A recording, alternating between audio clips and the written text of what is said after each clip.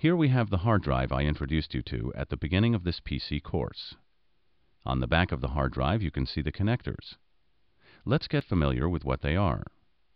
This sticker shows jumper settings. It is a diagram that allows you to configure your hard drive and set your drive's ID. Depending on how many drives you have in your system, you may need to refer to this diagram to set your jumpers. These are the jumpers. These can be plugged in different arrangements according to the diagram we just talked about. It is hard to see such tiny detail in the video, but when you have your drive in front of you, this will all make much more sense. For our project, you need to set your hard drive to master.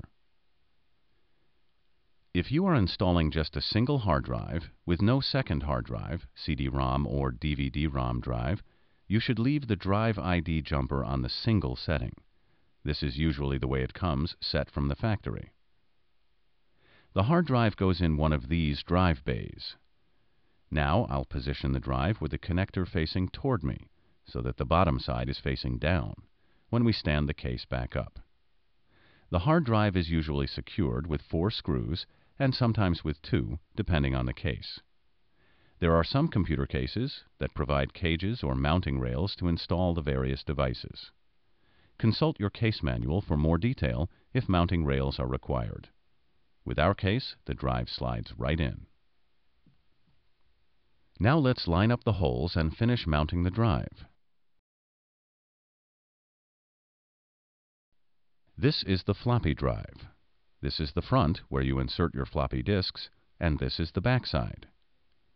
This is the bay for the floppy drive, but the installation will be done from the front side of the computer case. I'll slide the drive in from this side so you can see where the bay for the floppy drive is. You will not install it this way.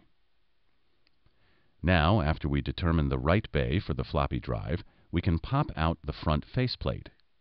This is the front of the computer case, and this is the plastic panel for the floppy drive.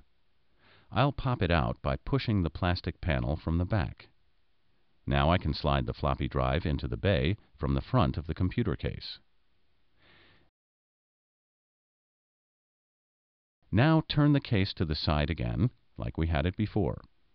Here are the screw positions for the floppy drive to secure the drive to the bay. Now we can screw in the floppy drive.